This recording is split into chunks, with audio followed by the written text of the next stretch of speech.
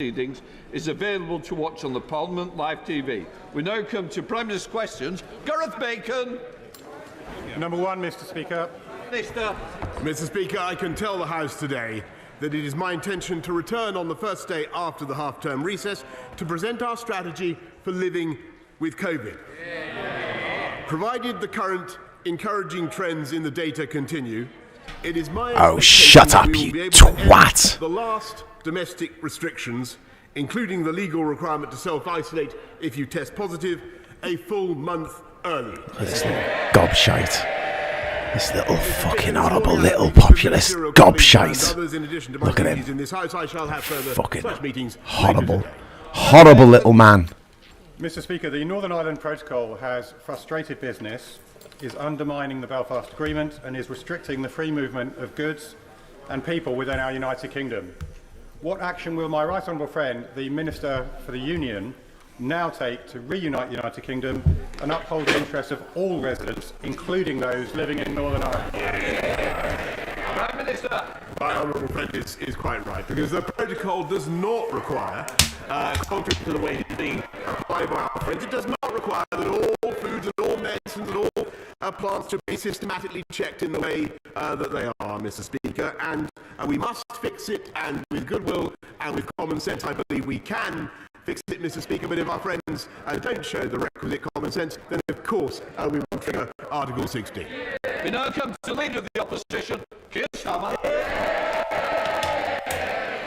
Thank you, Mr. Speaker. Was the Business Secretary right to say that fraud is not something that people experience? Sorry about the sound. This is shit. I'm going to try and sort this out. Mr. Speaker, of course. Oh God, this is awful. And this country despises those who defraud people, and that's why we cracked down. You're the biggest fucking defraud. You're the fucking biggest fraudster in the fucking country, you cunt.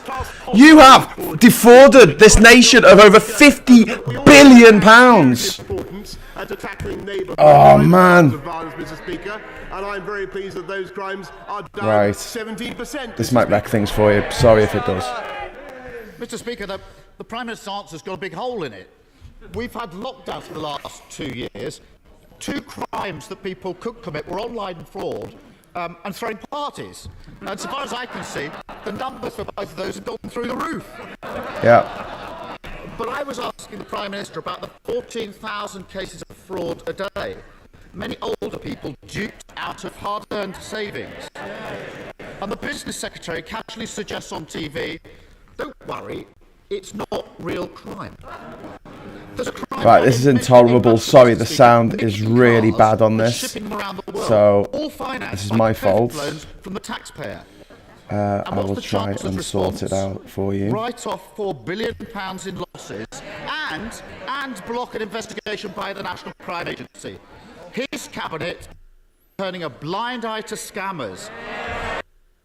Is it any wonder that his anti-fraud minister realised no one in government seemed to care and threw in the towel? Prime Minister. No, Mr. Speaker, because what we're doing is tackling crime across the board, and that's why we're investing more in tackling fraud. Mr. Speaker, but we're also it's a bit better. the neighbourhood crime. Sorry, my computer's just too slow.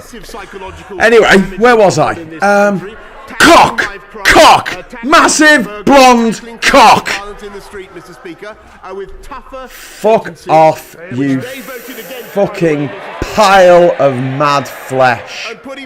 You fucking mad bonced pile of shite. It's because we have a strong economy and we're coming back strongly from COVID, and that is thanks to the big fucking Alfonso Bongo fucking clown faced cunt.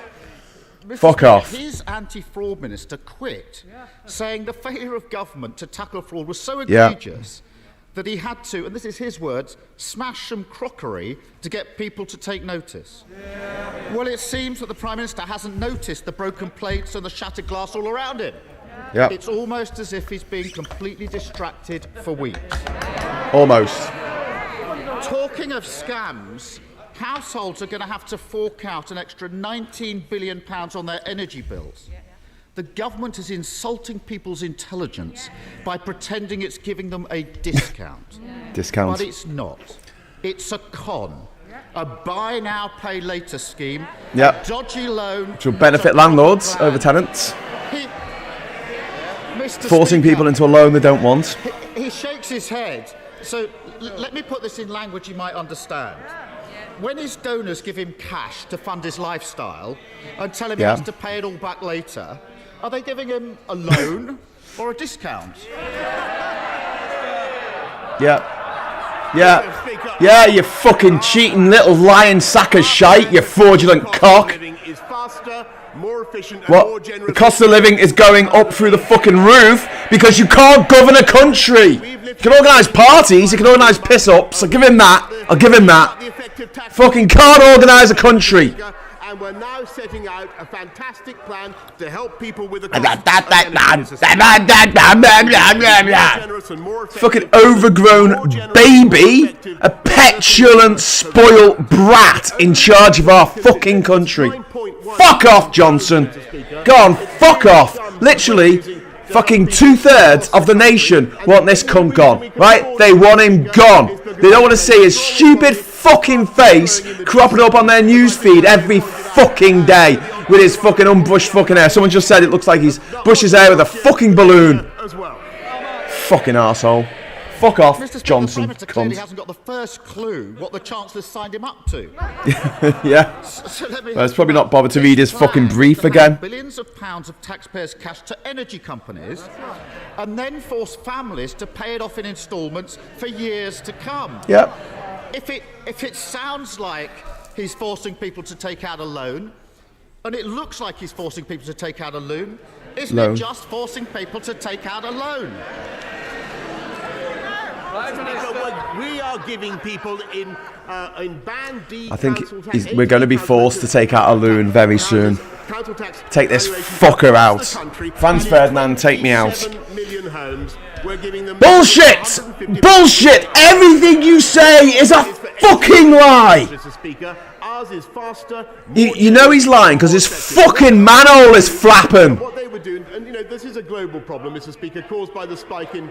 Oh, it's a global problem. It's a global problem. Yeah. How much have energy bills gone up by in France? Say twat face. How much have they gone up by? 4%. How much have they gone up by here? 54%. Meanwhile, his cunt mates in the fucking fossil fuel industry are laughing their asses off, making record profits, and they're not even paying tax. In fact, we're fucking subsidising them. Mr. Speaker, I was Jesus that the fucking wept. For reading terms and conditions, didn't understand what the Chancellor signed him up to, and he's just confirmed my worst fears. There is an alternative. Order. Can I just say, if you want to carry on outside. I am not. Always does this. He always has a go at the Tory side. Always tells them to shut the fuck up. Every fucking time. You expect better, Hoyle? Fucking demand they get out. You sent Blackford out for telling the fucking truth. Up to his Chancellor. Jesus Tell him Christ. to support families rather than loading them with debt. Tell him to look at those bumper profits of oil and gas giants.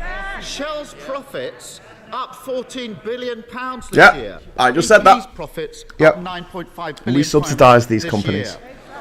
Fossil fuel companies destroying the planet, destroying your child's future. They've made £750 extra profit from rising prices. At the same time, households are facing an extra £700 a year on their bills. Why on earth is this government forcing loans on British families when they should be asking those with an unexpected windfall to pay a little more to keep household bills down? Mr. Speaker, the Labour plan would clobber supply. It's an improvement on what I thought he stood for, which was nationalising the energy companies. Maybe What? Why are they laughing? Why are they laughing? Then their money, then that money could come to us instead of going to fucking shareholders. You cunt. What he would be You vile little privileged bastard. Precisely the moment when we need to encourage them to go for more gas, Mrs. Speaker. Blah blah blah blah blah. Fucking hell. What a fucking boil. What a canker. What a wart. What a fucking cancer on the nation this fucking polyp is.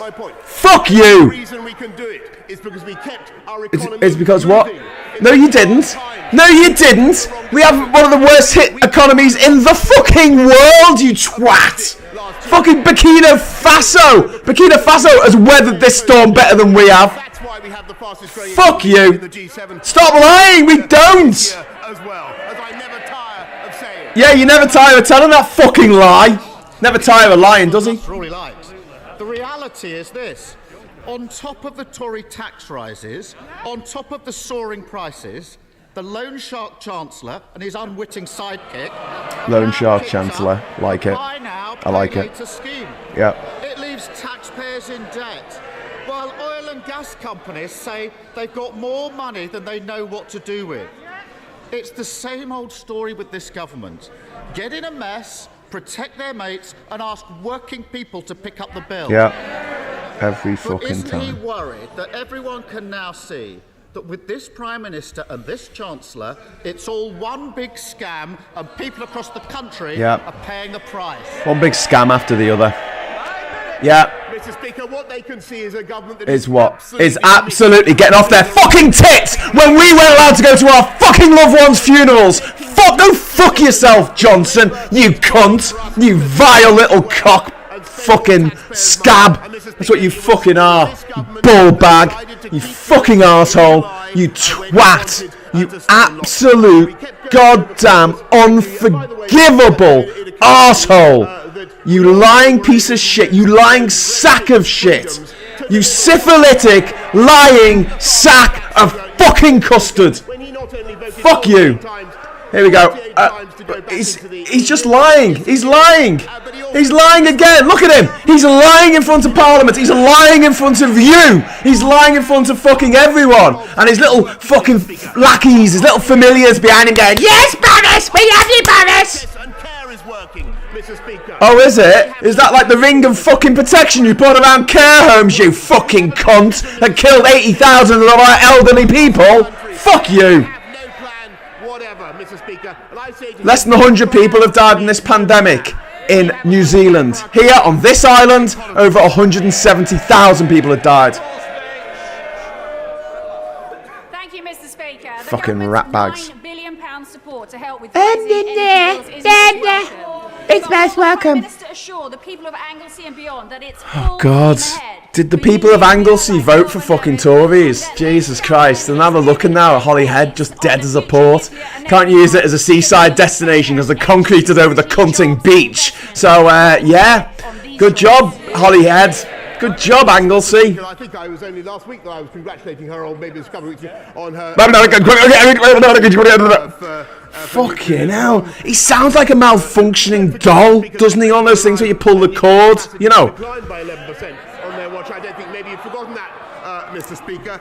We want to get back up there, and that's why there will be at least one big nuclear project this Parliament, at least one, and our nuclear financing bill will support. At least one. They've been in power for 12 fucking years. Come on, Ian. Knock him dead. Call him alive again. The entire House will want to join me in welcoming the Remembering Srebrenica campaign that launched their yearly events in Parliament last night, and we all must continue to strive for ongoing peace in Bosnia. Mr. Speaker, the flurry of changes in Downing Street over the last few days is a sight to behold. It's amazing how much energy this Prime Minister can sum up when it comes to saving his own skin. But whilst he's been busy rearranging the deck chairs, in the real world, people continue to be punished by the Tory cost of living crisis. Yesterday, Open Democracy found that as a direct result of the Chancellor's national insurance hike, nurses will, on average, take a £275 a year pay cut in April. Wow. That pay cut will hit at the very same moment that soaring energy bills land, bills that have shot up £1,000 in the space of a year. It is a bill they and the rest of the public simply can't afford. So rather than the Prime Minister and the Chancellor scrapping over the Tory leadership, will they do something useful and scrap their regressive hike in national insurance? Yeah. Go on. Actually, it's interesting Tory that cunts get behind that. mention that, because I think everybody can What? see how What? vital this is. We have to clear our COVID backlogs, Mr. Speaker. We have 6 million people already on the waiting list. I'm afraid that will go up. And we need to be recruiting the staff now. That's why we're recruiting 50,000 more nurses. There are 11,000 more this year than there were last year. And to his point, That's what he just said. Yoni, you called that. He would say about his new nurses, which is bullshit. They're calling people who decide not to retire early new nurses. Yeah. Well, actions speak louder than words, Mr. Speaker, and if he wants to reward the nurses, then he needs to pay them. They are the very backbone of the National Health Service, the very people that he's hitting with the pay cut in April. And I shouldn't have to remind the Prime Minister that at the same time that those nurses were going into work every day to fight a pandemic, 16 different parties were happening in his government. Yeah, 16 parties when you couldn't go to the funerals of your loved ones. Prime Minister and his government were up to. So are the Prime Minister and his Chancellor Law-breaking. seriously telling those nurses that the reward for seeing us through the pandemic is a £270 wage cut? Yeah. Mr. Speaker, Yes, what we're that's exactly what he's saying. people of this country Go on, now, go what on. Fantastic nurses is we back them all the way. And what Back we them all the way to poverty! We back them all the way to the food bank, don't you, Boris, you cunt! This fucking multi-millionaire. He gets other people to buy his drinks. He's just such a twat. He's worth millions. And he has no concept of money whatsoever.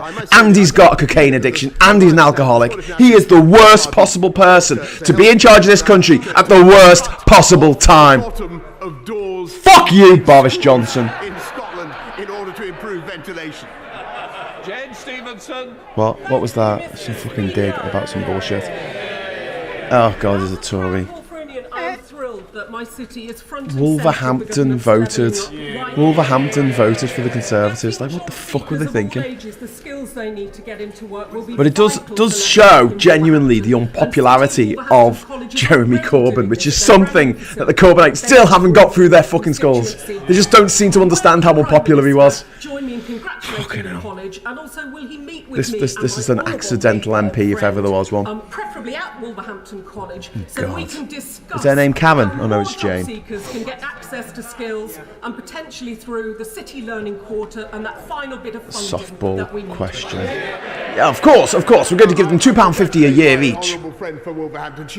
Go on, lie. Go on, tell a lie. Go on, tell a lie, cockface. She's completely right. Come on.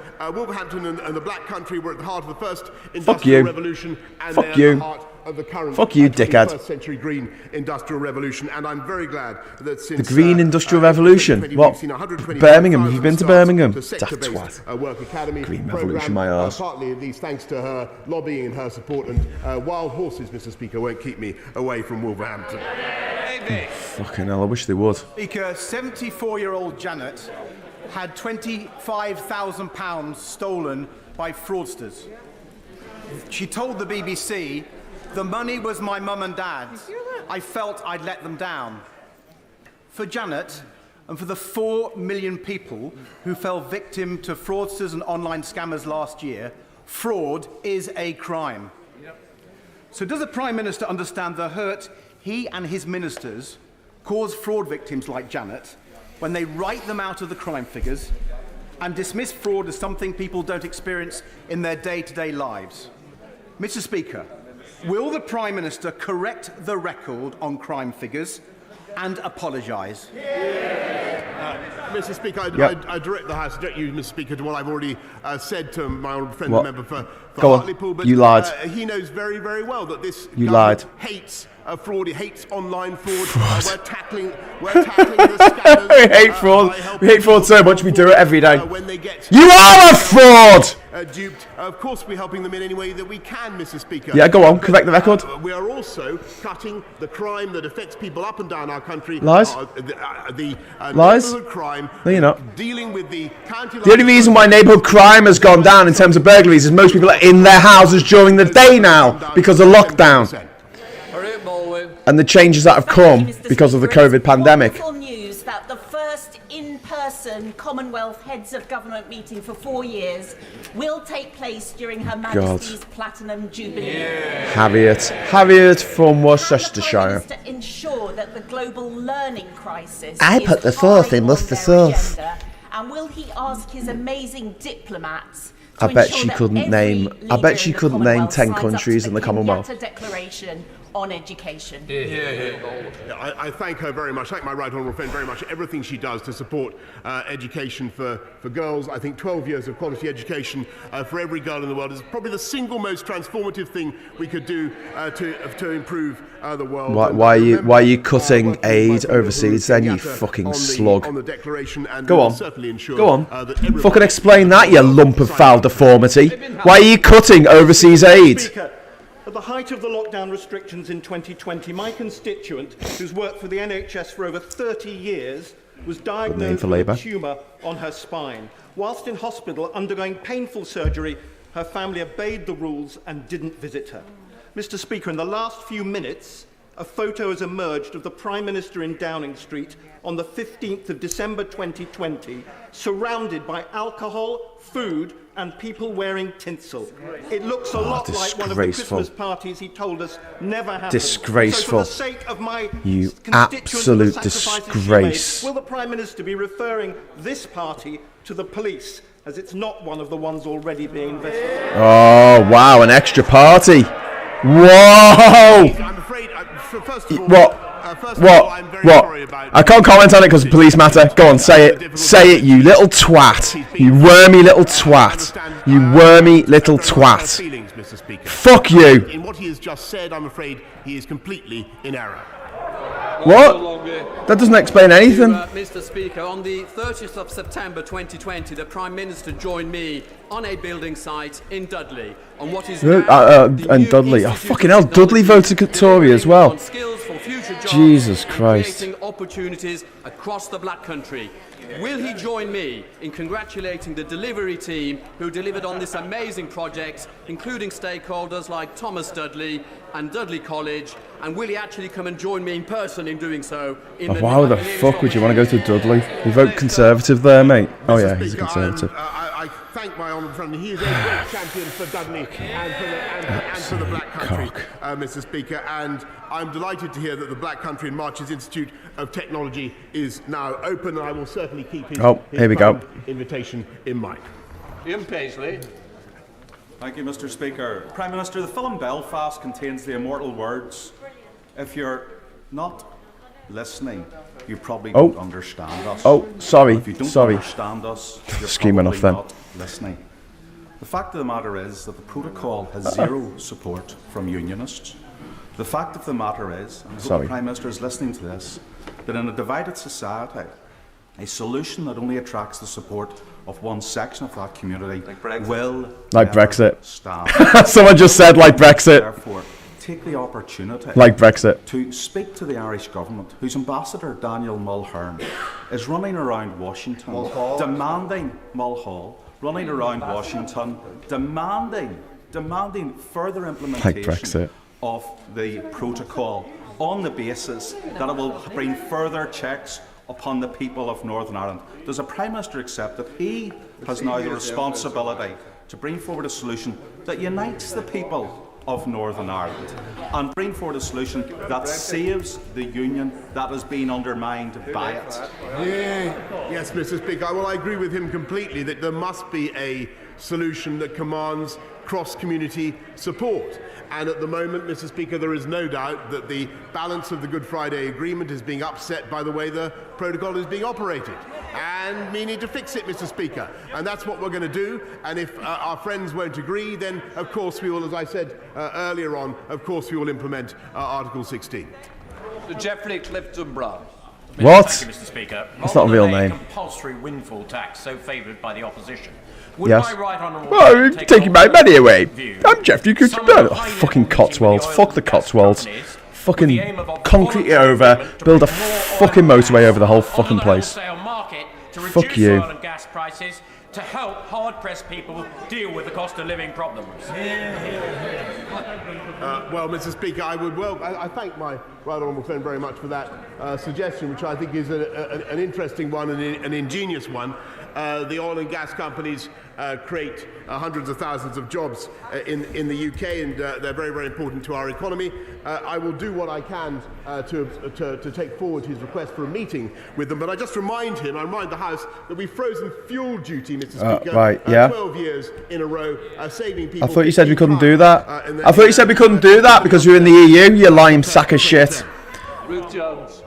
Thank you, Mr. He said we couldn't do I that. understand the Prime Minister has been heard singing "I Will Survive" in recent days. I would suggest that he would be better off singing "Careless Whisper" instead, because, Mr. Speaker, in 2017, Nazanin Zaghari-Ratcliffe was condemned to an extended prison sentence in Iran because of the careless words of this Prime Minister. Now, in 2022, this week, my friend, the Leader of the Opposition, was hounded by thugs outside this Parliament because of the careless, disgraceful words of this Prime Minister. So will the Prime Minister do the decent thing? Will he reconsider his words, repent and resign? Yeah. Mr. Speaker, go on, I don't fucking think resign. that she should either let the thugs and yobs who bullied and harassed the right honourable gentleman off the hook. Because you incited it, you fucking Britain Trump.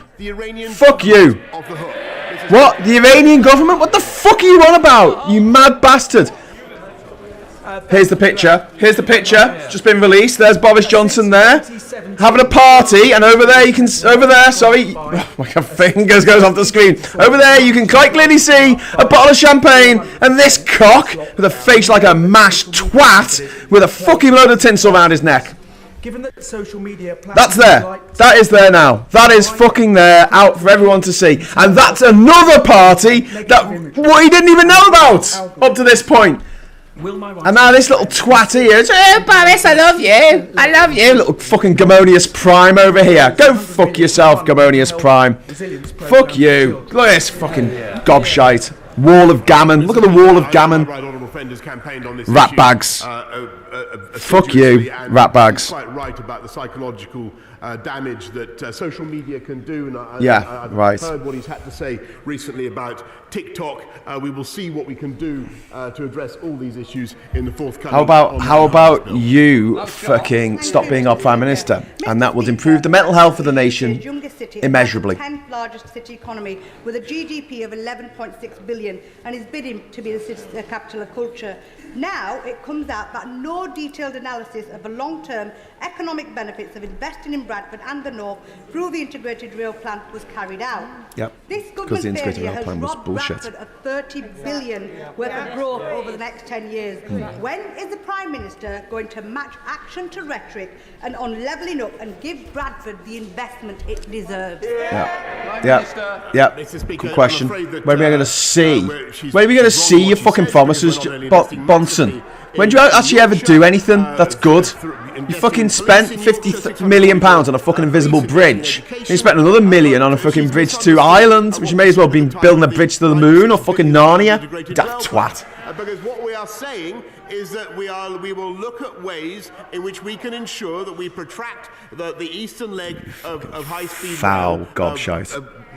From on the eastern leg to Bradford. What we're not doing is coming up with. What we're not doing is telling the truth. What he's not doing is telling the truth. This man is a liar. This man is a fraud. This man is a teller of tomfoolery. Balderdash. I serve my country with pride in the royal green jackets. What, do you want a fucking medal? I will always He's be probably a got a medal. rifleman and a veteran, and I welcome the veteran strategy the Prime Minister's just brought out. What, the veteran strategy to lead them all to fucking die on the streets, you cunt? Always be at the heart of fuck you. Fuck you and your stupid military haircut. Be done to see they always get what they need and are honoured. No, fuck you. Why don't you look after the fucking veterans instead of talking about looking after the veterans? Like, actually fucking do it. By, I don't know, eliminating homelessness, by giving them fucking homes to live in after they fought for the country. You cushy number twat. He was a fucking officer in Sandhurst. Fucking posh cunt. Receive Yada yada yada yada yada. In employment, and we encourage employers to take on veterans as well. Yeah, we encourage them. We encourage them. We're just saying, can you take on some veterans? Take on this homeless person to come work in your office. The Prime Yeah. Minister appointed to a senior role a man who recently lobbied the government on behalf of Huawei Technologies. Jesus. A hostile state vendor that this House He's making a good point, but he does look like he was stuck in the trash compactor on Star Wars. From our country's 5G networks. Given the number 10 Director of Communications Why are you so has long? by definition access to some of the most sensitive government information. Can Matthew the Prime Minister Pennycook tell walks the in, House put Pennycook whether bust Mr into a Harry's bar. present role requires enhanced developed vetting and strap clearance, and whether he has Have I gone got through this the in the right necessary aspect checks ratio? to provide for that level of clearance before he took up his post? Ooh, yes. Curious question to come from the benches that contain someone who took, I think, £586,000 from the Chinese government to support What? his office. What? But Mr. What's that got to do with anything? What I can tell him is that this government took the brave and necessary step of making sure that we excluded Huawei from our critical national infrastructure, and that he did not want to take. Was the right thing to do. Whatever he You were said. forced to do it. Yeah, I love this. He's forced to do things, and then afterwards he goes, "Oh yeah, it was the right thing to do." Prime Minister a question After about much Sue Gray's prevarication. report. I asked him, well, colleagues may groan, I'm only asking this question because I asked the Prime Minister last week and I didn't get a straight answer. It's important. It's important because it's about those who make the law obeying the law. The Prime Minister wants to be judged on the facts, and that's right. So can I ask him to commit at the dispatch box that upon conclusion of the Metropolitan Police investigation, will he ensure that Sue Gray's final report is published immediately and in full? Mr. Go on then. With great respect to my right honourable friend, I do believe I answered that last Monday, but or whenever it was, possibly last Wednesday. No, you didn't. You never answer anything. For the benefit of the Go on. House, that as soon as all the inquiries are concluded, I will immediately publish in full whatever Sue Gray gives me. Tulip Siddiq. Thank you, Mr. Speaker. It's him out of a job. I understand that the UK government signed an agreement with the Iranian authorities last summer that would have resulted in the payment of the £400 million that we owe Iran and the release of my constituent, Nazanin Zaghari-Ratcliffe. That agreement fell through and the debt still hasn't been paid. Mr. Speaker, this case urgently needs the Prime Minister's attention and personal intervention. So could I ask the Prime Minister, will he meet personally with me and with Richard Ratcliffe? I don't want to meet his colleagues. I want to meet with him personally to find out why the agreement fell through and why Nazanin Zaghari-Ratcliffe still isn't home after 6 long years. 6 years in jail. Longer jail term because of this cunt. Because this fucking rat bag. Saying she was teaching journalism. She was on holiday, you twat. Securing the release of Nazanin and all the very difficult fucking that we have in Iran. She knows the endless liar. Is difficult to go on to settle and to, go on. Square away. Yeah, it's difficult. No, it's not. No, it's not. We owe this money to Iran. We owe this money to Iran. It's as simple as that. They asked us to keep hold of it, and we did, and now they want it back. In due course. Natalie Alford. Oh God, here we go. It's a fucking sex offender's wife. By miles of traffic jams along Sex offender's wife. Sex offender's wife. Alike. Hey, did you enjoy it when your fucking husband was going around assaulting women? Did you like that, Natalie? Did you get off on it? Do you sick fuck? Will my right honourable friend, the Prime Minister, meet with me to discuss how we can invest in our local roads, in the M2, in the M20... I got rid of the massive queues that you helped create! You and your cunt husband, who went to fucking jail and actually claimed legal fucking aid! A Conservative MP! Fucking making 80 fucking million a year, 80,000 a year! He needs legal aid! I need legal aid! Fuck off! Pressures, but we do need to make sure that we clear bottlenecks everywhere. Clear bottlenecks? How are you going to clear a bottleneck when you're the one who's put up the fucking barriers, you daft twat? Oh, I took this moat and now no one can get into the castle. I don't know what's going on. Fucking arsehole. The Prime Minister is in the photo, so can I ask him again, will he refer to the matter to the police, because this is not one of the parties already being investigated by the Metropolitan Police? Prime Minister. That's precisely the point, Mr. Speaker. It already has been. That event already has been submitted for investigation. Oh really? Oh, you didn't tell us about that, did you? You fucking arse. How many more? How many more? So that's 17 parties? Start the UQ. All right. Right, everyone's fucking off. so I'm going to fuck off too. Right. Give me a moment to adjust my settings. Bye.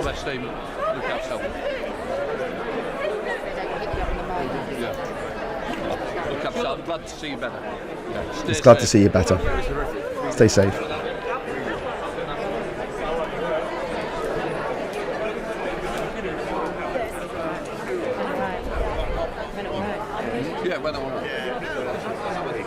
Okay then.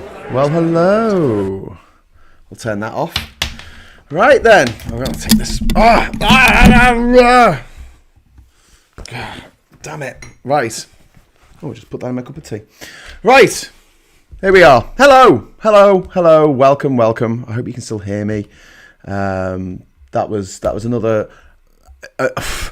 I'm just a ball of frustration watching this shit because Boris Johnson only has like 5 lines that he just says over and over and over again, and he doesn't deviate. He just says these fucking 5 lines over and over again, and it is just... I just cringe. I just cringe because I know that people around the world are laughing at this shit. And do you know what's really mad? In the UK, they have a rule that you're not allowed to use clips from the House of Commons in a comedy programme. So for instance, in Have I Got News for You, they're not allowed by law to put clips of Westminster, of Boris Johnson lying and making a fool of the electorate and all the daft twats who voted for him. He's not allowed. They're not allowed to say. They're not allowed to show it on a comedy programme. They can show it on the news, but not a satirical program. It's just like, it's mad. So when John Oliver does Last Week Tonight in America, right? So he does this show where he reviews what's happened in the news. If he shows footage from Westminster, from the House of Commons, he has to literally put something else on the screen when the show is broadcast in the UK.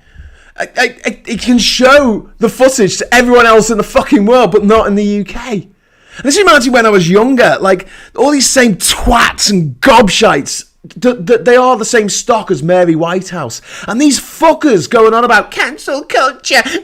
You're trying to cancel Joe Rogan. He's worth over 100 million, mate. I don't think he's going to lose any fucking sleep. But if someone could find footage of me, I've been uploading footage of me travelling the world, getting really drunk and absolutely wasted off my face. And there's literally hundreds of hours of it on the internet. I've done hundreds of hours of live shows on the internet, and not once have I ever used the N-word, because I don't fucking use that word, no matter how drunk I am, because I understand that it is offensive to people. Cancel culture, cancel culture, you're trying to cancel Jimmy Carr. I think that Jimmy Carr is a bully-faced little twat. I do find some of his jokes funny, but his laugh is really annoying, and his face is really fucking annoying. But aside from that, turn that down a little bit.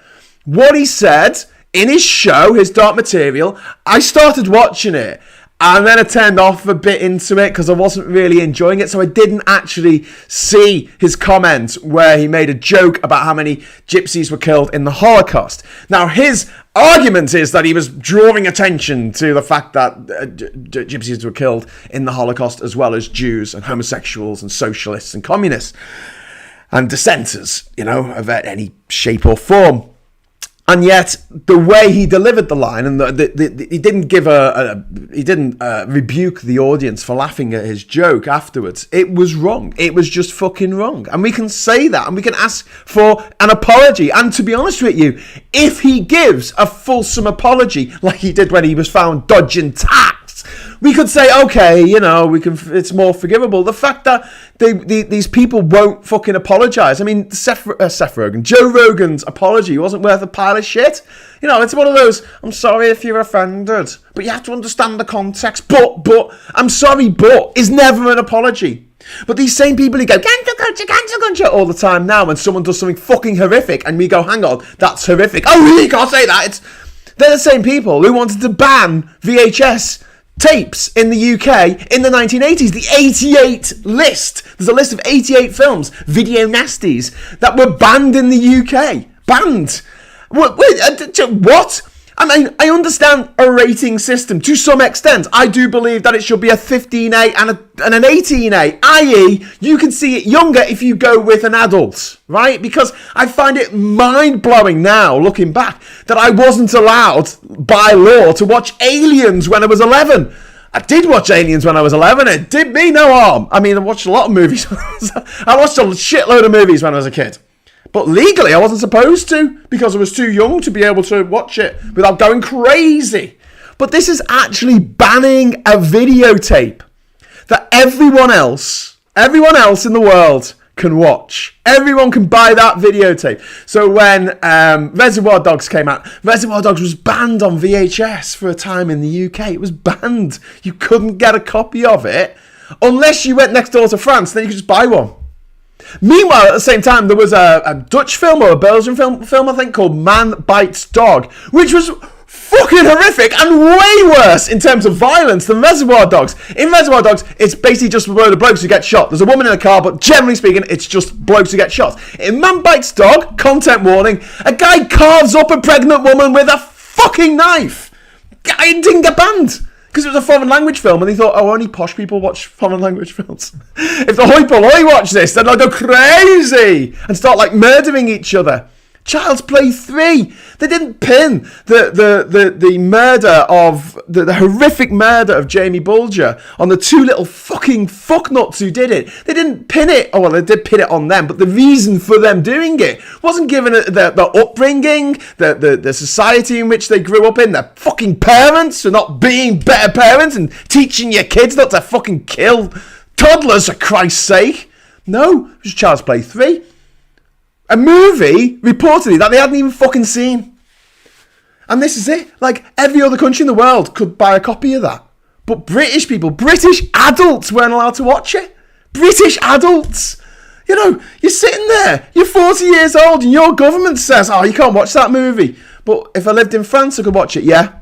So if I went to France on holiday, I could watch the movie legally and then come back here with the knowledge of that movie in my head. Yeah, that's fine. You just can't watch it in this country. What the fuck? Now, the internet has done away with all this. The internet has done away with this completely. And you could argue what I'm doing with PMQs. You could say, this is a comedy show. I don't think it's a comedy show, because I don't think it's particularly funny having to watch that fucking cunt, Boris Johnson, talk a load of shit every week. So I'm sitting here going, he's a cunt, which he is. And I'm sorry to use the C-bomb so much, but I can't think of a better word to describe him. A more offensive word that does not exist, that offends the right people. I can think of some words that offend the wrong people, but that would be a bit shit. And it would be, again, it would, yeah. So we're left in this situation now where we're not allowed to take the piss out of what happens in Parliament on our televisions, but they can take the piss in other countries. And so these other countries, they're watching this. You know, Russia's watching this. China's watching this. And they're laughing their arses off. They're like, is this the new season of Mr. Bean? What the fuck is this?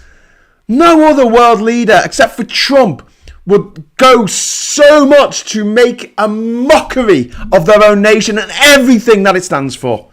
And that's what Boris Johnson does week after week after week. Weak being the operative word, because he's a weak leader. He is a weak leader because he can't make a fucking decision. And when you talk to Tory voters, and they're everywhere, say, where is it? Okay? That cunt keeps coming out with stuff out of his mouth about things getting better. Where the fuck is it? Because I can't see things getting better, can you? Having to pay twice as much, 3 times as much for our fucking energy bills? How is that getting better? Are wages stagnated for over a decade while these cunts have been in charge? I can't see that getting better. Infrastructure, is that getting better? I don't fucking think so. Where is it getting better? Education? No, it's not. The injection of money that the Labour government put in between 97 and 2010 was astronomical compared with what the Tories have done. They've cut funding to local services, they've cut funding to education, they've cut funding to the NHS. Death by 1,000 cuts. Show me where it's getting better. There's a fucking queue 20 miles long going into fucking Dover now because of these daft twats going, oh, we don't want to buy things from other countries. I'm a racist. I don't like other countries. Jesus fucking wept. I swear, I do swear a lot. But what a fucking hive of scum and villainy run this fucking nation.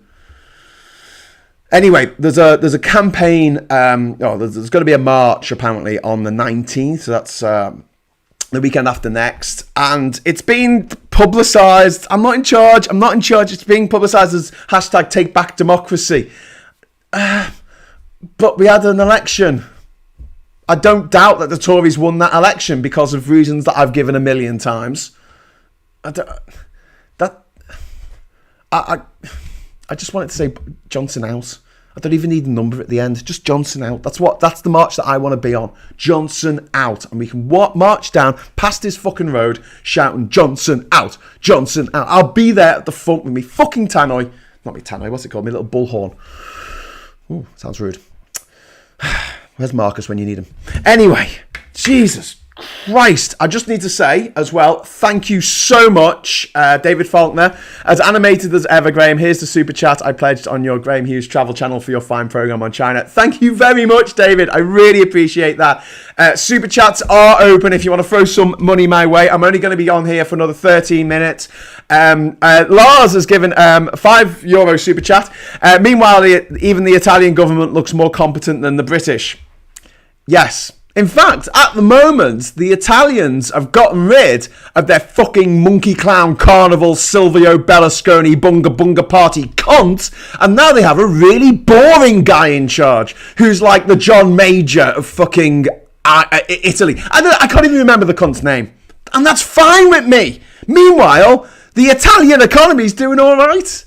Whereas Britain and this fucking lie that Boris Johnson keeps coming out with, we're the fastest growing economy and we're the fastest growing. It's a fucking lie. It's only if you look at the last quarter, and only because we had gone down so much before. We're not even reverting back to the levels we were at. And the cost of Brexit until 2025 has been estimated at nearly £1 trillion of lost GDP. £1 trillion of fucking GDP. It's only £2 trillion a year. Half of that. Half of our entire GDP. 66.6 million men, women and children producing stuff, I assume. And we're going to lose that much money.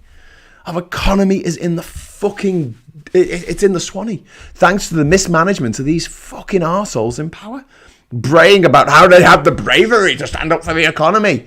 Well, you know, New Zealand, its economy's not been hit too badly, and also only less than 100 people have died of fucking COVID because they protected people and then they got everyone vaccinated, which is what we should have done.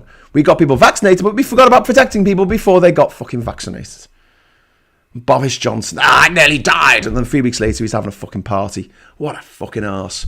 Anyway, I was going to say about super chat. Thanks very much, Lars, for that €5 super chat. Like I say, super chats are open on this channel. They are not open on Graham Hughes Travels, and they're not open on Graham Hughes Films because I need 1,000 subscribers in order to open them. So if you do want to give me some money towards those shows, please lash it in here, or even better, become a patron. Now, if you head over to patreon.com/thatgingerscouser, that with a H, thank you very much, that Ginger Scouser, you will find my page there, and there's like 3 levels of membership. The lowest one is £3 a month, so the price of a cup of coffee, and you could really help support me, and it gives you exclusive access to the new Discord server, which I'll be going to in a moment after this show finishes for after hours, and we're going to have a bit of a chat about PMQs today, live and in person. I'm going to be sitting here. You can talk to me directly, or you can message me using the chat function. You can only do that if you are a patron or a YouTube member. So it comes up under the screen here to say join, and you can join me as a member. I think there's 2 levels to that as well, and the lowest one's like £3 or something. If you join that, that will also give you access to the new server. If you have any problems getting on it, let me know, okay? There's a million ways of getting in touch with me. The best way usually is by leaving a comment in the channel here. I try to read them as much as I can, but obviously if I'm going off on a rant or something, I can't be reading and ranting at the same time. So I'm going to just jump into what Pete Connors said. My working class grandma and granddad still love Boris. Oh, God. I was hoping my first message that I actually read that wasn't a super chat wouldn't be so depressing, but there you go. They always voted Labour until Brexit. I had to admit it, Boris style works. I still think he's an electoral asset.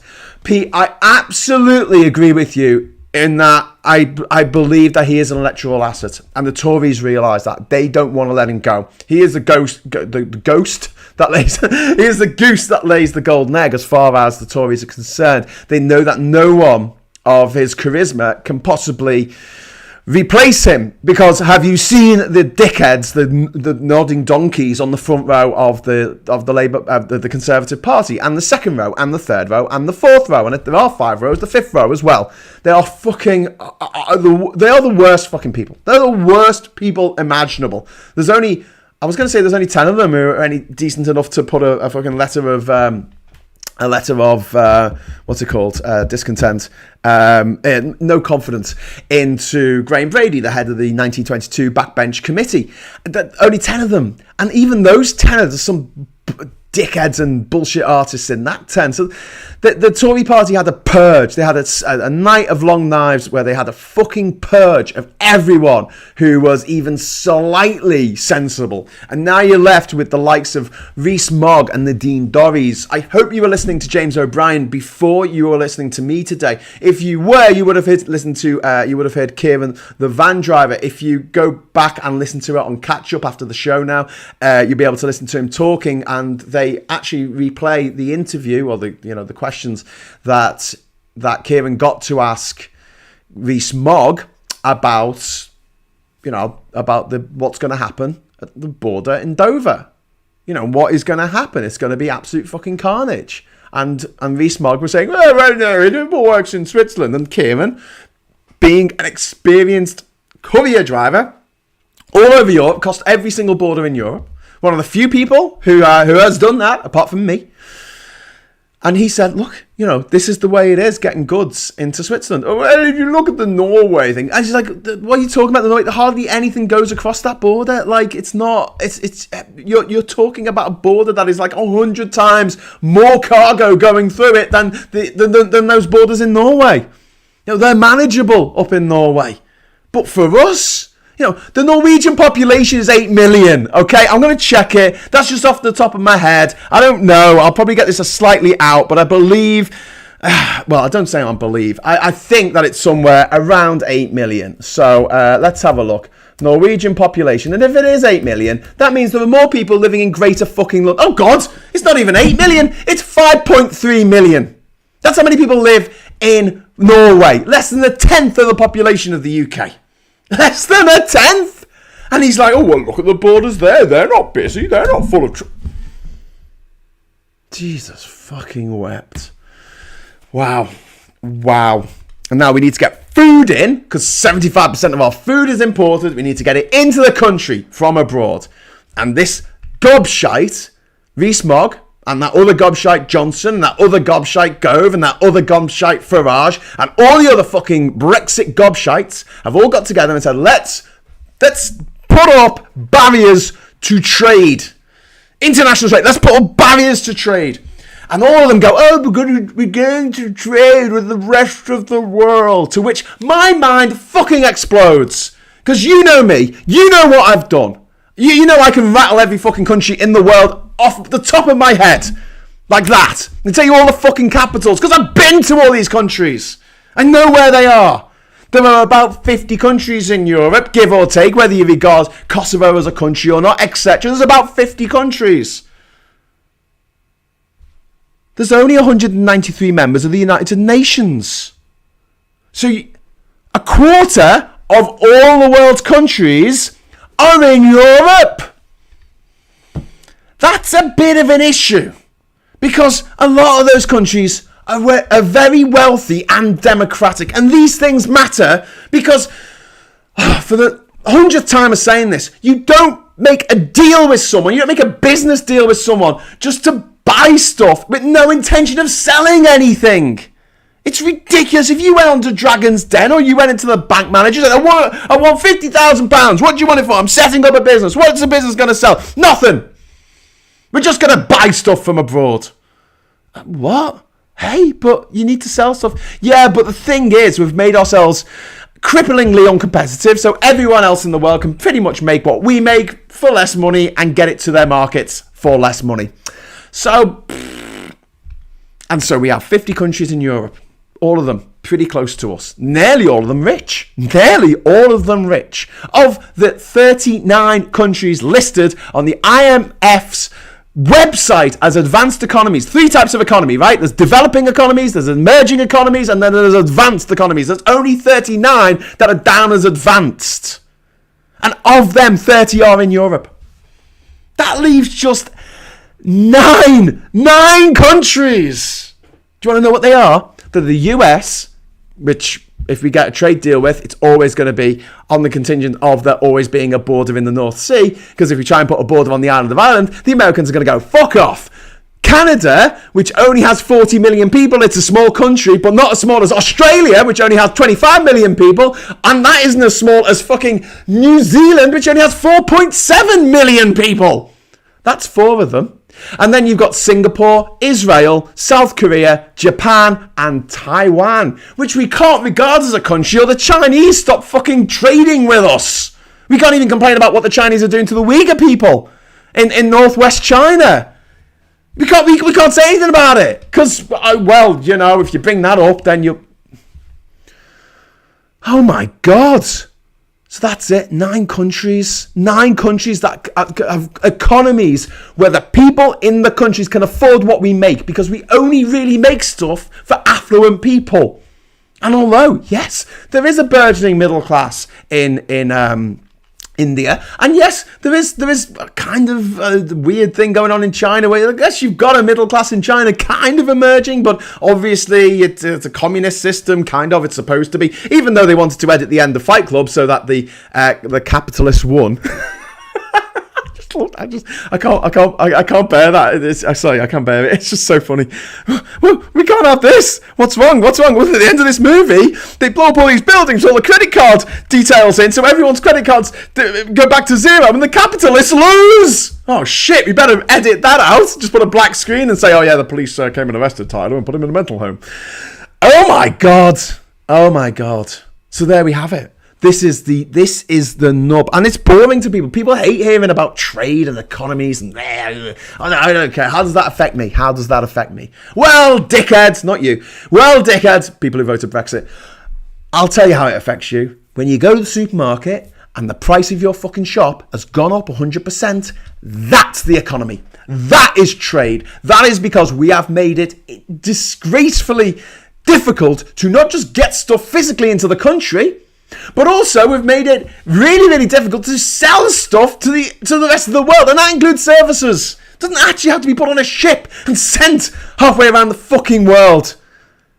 You don't have to do that. You don't have to send a ship 20,000 miles around the world, down through the Bay of Biscay, through the Strait of Gibraltar, and then down through the Suez Canal, and across the Horn of Africa, and hope you don't get attacked by Somali pirates, but that's okay, because we're paying extra for our stuff to have armed guards on board these ships, and then all the way around Sri Lanka, all the way through the Bay of Bengal, down through the Strait of Malacca. Hope there's no pirates going to attack you on the fucking Strait of Malacca. And then you go around Papua New Guinea, and then finally, after about a month at fucking sea, having to pay for all that fuel and all the people working on the fucking ship, you finally come into port in Brisbane. Yes!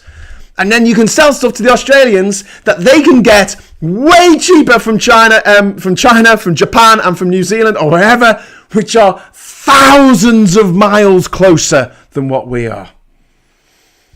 But we're going to trade with the rest of the world. Not a single economy in Latin America, not one, is regarded as an advanced economy by the IMF. Not one. That alone is shocking. I mean, you could argue, oh, well, what about the US Virgin Islands and Puerto Rico? They're part of America, mate. They're part of the USA, the biggest global economic superpower in the world. Doesn't do much good for Barbados that their neighbours are owned by America. In Africa, there's 54 countries in Africa, 55 if you include Western Sahara. And not one of them has an advanced economy. Not one. And then you look across the whole of Asia. Asia's fucking massive. It stretches about halfway across the fucking globe. And yet, in that whole land space, there's only 5 advanced economies. In fact, as Singapore, as Singapore, Japan, and Taiwan are all islands, you could argue that the only countries on the landmass of Asia that are of advanced economies are Israel and South Korea. That's 2 fucking countries on the landmass of fucking Asia, and landmass encompassing nearly 50 countries, including 2 of the biggest countries in the world by population, India and China. I mean, fuck me! How dense are these people? Yeah, but there's loads of people in India. We could have a great trade deal with them and they'll buy stuff. Why would they buy stuff from us when China's next door? And I know they have border skirmishes over fucking who owns fucking Kashmir. I know that. But the economics always overrule how people feel about a border up in the mountains. They don't give a shit. You go down to Tamil Nadu. You say to people, do you care? Do you care about what's happening in Kashmir? No, not really. It doesn't bother them in everyday life. It's literally thousands of miles away to them and up in the mountains. No experience of it. So, trade, India, China, does happen. And it's hard to get across the border. I think it's almost impossible to get across the border as a civilian. But it doesn't stop them, buying Chinese goods and bringing it over if they want to. Of course they can do that. And there's nothing we can make. There's nothing we can offer the Indian people. I mean, I watched a documentary on Channel 4. I think it was one of the dragons from Dragon's Den or someone like that, British businessman whose job it was to try and introduce Marmite to India. And it was, actually, I watched it back. It was almost like a fucking comedy show.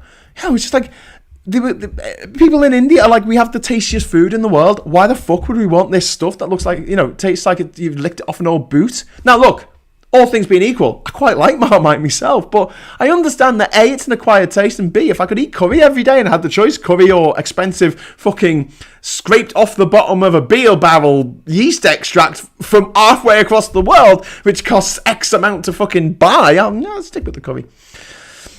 All things being equal. So there's a fundamental lie at the heart of Brexit. And now, Rees-Mogg has been made Minister of Brexit Opportunities. I mean, just how much are they taking the piss with that? The Minister of BO. The Minister of just lying again. The guy who said it would take 50 years to see the benefits of Brexit. 50 years. Do you know what? After 50 years of Brexit, we won't see any benefits. Because Brexit's not going to last that long. We will be back in the EU in my lifetime. Not soon enough, obviously, but first things first, step at a time. First thing we need to concentrate on, and Peter was really right to bring this up, we need to get rid of Boris Johnson because people still like him. Anyone else who replaces him, whether it's Rishi Sunak, whether it's Michael Gove, whether it's Liz Truss, I think that's used to uphold bollocks, which is seemingly what she does in life. So well named, Liz Truss, Dizzy Lizzie, Pork Market. She's in the running, isn't she, to take over? Jesus Christ! I mean, Boris Johnson is inexplicably popular with a certain type of person. The certain type of person, I know them. They're the people who are boring little bastards who went to school, never said boo to a goose, and always admired the people like me and the people like Boris Johnson for just causing trouble and getting away with it. They were, oh wow, wish I could do that. And they got to live their lives, the school life, vicariously through the class clown. And yeah, right, that's great, but that was school. That was when you were a kid, all right? You're a grown up now. Just drop it. Just fucking drop it. Because we don't need a class clown in charge of the country. That's why I'd never run for fucking PM. Jesus Christ, could you imagine? I'd like to have loads of parties in number 10. That sounds great to me. But I wouldn't do it during lockdown when people can't go and to be with their loved ones as they're dying. Watching your grandmother die on a fucking iPad. Only allowing 15 or 30 people to go to the fucking funeral. To celebrate the life of someone who's lived for decades. The matriarchs and patriarchs of families. And they couldn't all go to the funeral. Grandchildren not being allowed to go and grieve for the loss of their beloved grandmother or grandfather. Meanwhile, Boris Johnson is having 16, 17 more parties, piss-ups in number 10, taking the absolute piss. And if anyone dares say, oh, I don't think it's very important, there's nothing down for them. Those are the kind of people that, all things being equal, you say, maybe there should be a bar on like voting if you are so brick thick you can't even get the simplest of concepts through your head. The concept of fairness is pretty simple. It's something that all children should learn at some point.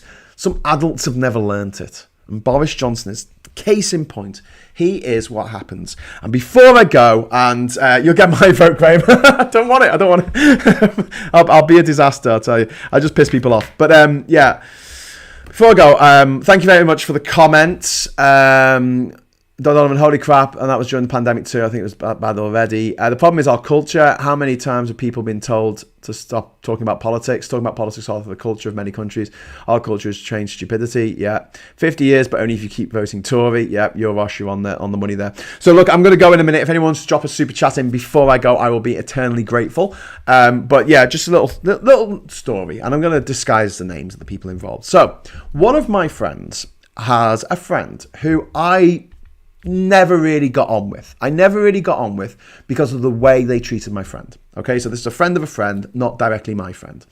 And I always felt that they treated my friend really, really badly. And they spoke to my friend in a way that was just horrible.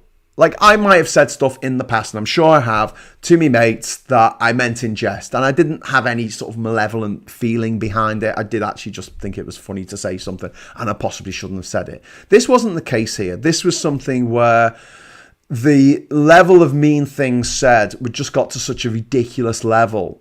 And I would always admonish them when I saw them and say, pack that in. That's out of order.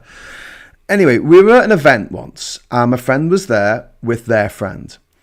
And their friend and I were having a drink, and our mutual friend had gone off doing something else. And this mutual friend, she burst into tears. Oh, sorry, they burst into tears. Giving it away there. They burst into tears.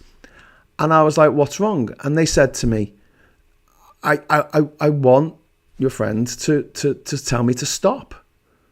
I want your friend to say stop, because I'm horrible to them all the time and I can't stop myself because there's no end to it. They've never said stop being horrible. They just take it. They just take it and take it and take it. No one has drawn the line to say that's enough. And so this friend of a friend would go out of their way to say horrible things, to provoke a response, to get to the point where our mutual friend would actually say, I can't take this anymore, you're a horrible friend, fuck off, or something. And then they could have a discussion about it, whatever. And they were in tears about this. Just want to know where the boundaries are. And this is fascinating, because if you look back at the childhood and things like that, you find that children who were never given boundaries, like Boris Johnson, never felt loved. Because when you're a child, you don't think about this consciously. It's a subconscious reaction to not being given boundaries, to being allowed to do whatever the fuck you want and you can get away with it, like Boris Johnson has done all his life.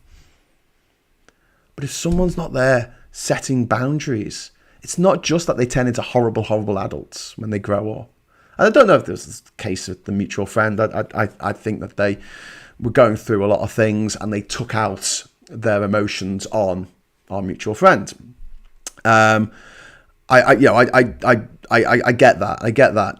So I'm not saying anything about their childhood in this, but with Boris Johnson, it's very obvious when I see him speak and when I hear what he comes out with.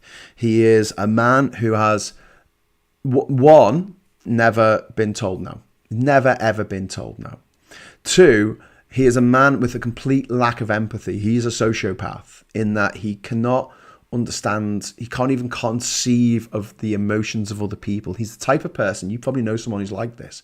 You could have someone actually crying their eyes out in front of them and they'll just continue on like nothing, you know, like they don't understand the effect they're having on the other person, even when it's written all over their face. And the next thing about Johnson is that he has, you know, he's never been told no. He's a spoiled, petulant brat. He is a man baby who has grown up. And it's obvious to me that as a result of this, he's never understood love. That's it. And that makes more sense now when you think about how he's treated his friends, how he's treated his families, how he's treated his own children. He went to court to stop you knowing that he had a child. At least one that we know of. He went to court to stop you knowing the existence of his child.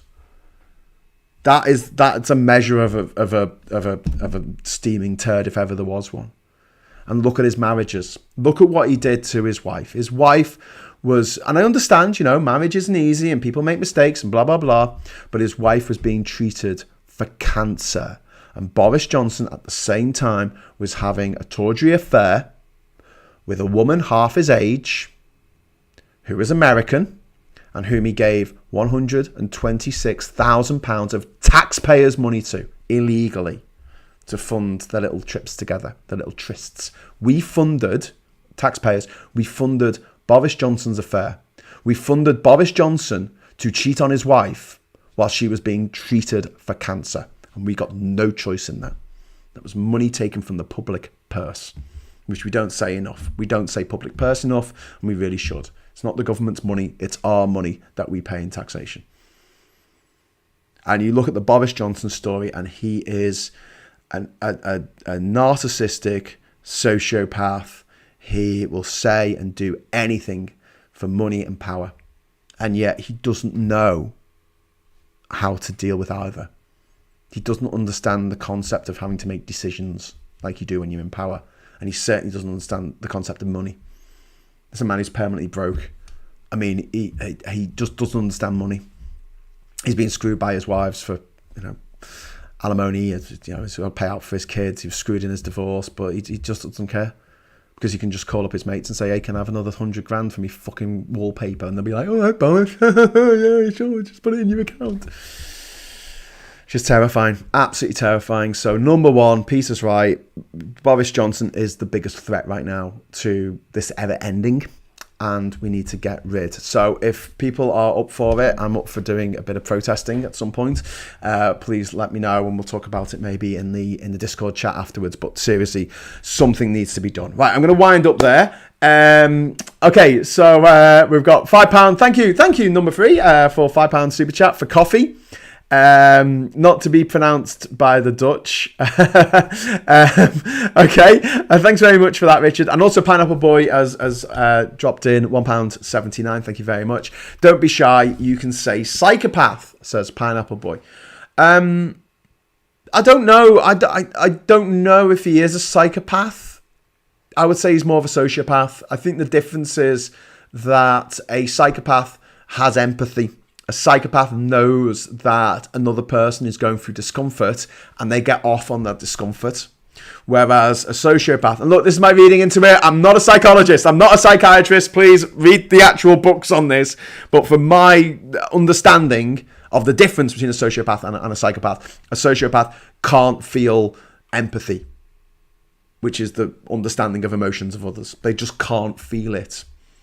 It's a problem that they have, that I think they can work through if they admit they've got a problem with it. But I don't think Boris Johnson has ever admitted he's made a mistake or made a problem, done a problem, or admitted that he's ever lied.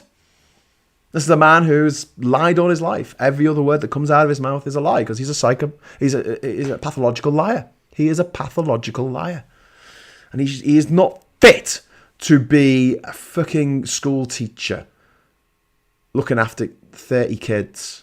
Never mind a prime minister looking after 66.6 million people. He wouldn't pass his fucking DBS check. Anyway, right. We didn't fund Johnson's affair. He stole public money to fund his affair. Yes, he did, but we indirectly funded it then because it was our money. that he took that should have been paid, should have been helping alleviate poverty or building infrastructure or doing something good, and he spent it on his bit on the side so he could spaff his muck upper. Well done, everyone. Not your fault, not my fault, not anyone's fault, but Boris Johnson's and the system for allowing him to get away with everything. The system is currently groaning under the weight of this guy who he gets away with everything. And he's pushing it now. He's pushing it. He's telling more and more lies each week in Parliament because he knows he can get away with it. Lindsay Hall's never going to fucking admonish him for it. He's never going to be compelled to apologise for what he did. Never. And that's sad. Okay, Panel Boy says there is a checklist for psychopathy. We can check Bozo against it. We could do. Hope so. It's all we need on this island, says RC, responding to Don Donovan saying 5 years from now, Scotland will be in the EU as an independent nation. Yeah, I really hope that as well. I'll move to Scotland and get myself a Scottish passport and get myself an EU passport in the process, and I can live and work and retire anywhere in the EU, and I'll look at these little Englanders who married their sisters, never left their little village, wallowing around in their own shit and screaming about how cold it is and why are there no nurses to look after them in their old age. And I'll just be like, I'll just look at them and shrug and say, well, you voted for this, you voted for this, you voted for this, you voted for this. So here's a list of my patrons. I know I need to update this list, so I will update it, I promise you, at some point. Graham, take time to publicise the Rejoin event in London on the 7th of May. That's from JD Vero. Yes, I'll be there, but I'll say this again, we need to, first of all, get rid of Boris Johnson, because we can't rejoin the EU. We can't even begin to rejoin the EU until that fucker's gone. Okay, so that's it. Right, I'm going to head over to the Discord server now. So if you've got the link, please head over there. If you're having trouble finding it or getting on it, please let me know. You might be able to, if we're linked on Discord, you can actually send me a private message on Discord, I think, still. So just send me a message saying I can't get onto the new server, and I'll send you a new link, okay? And please don't post it on social media.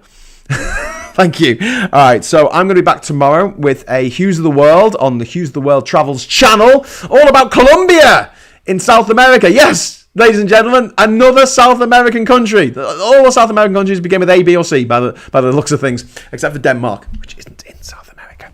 Okay, so I'll leave it at that, and I'll see you tomorrow, I hope. Otherwise, I'll be back for Hughes at 10 on Monday, and before then, we'll be watching a movie on Sunday night, hopefully. So please join me for that on the Discord server to watch a movie together. It'll be good. And hopefully we'll have less technical problems than we did last time. I need to learn to mute my tab. Okay, so until next time, I'll say thank you for watching. Thanks for the super chats. Thanks to the patrons. Thanks to the YouTube members. And hello, good evening, welcome, and goodbye.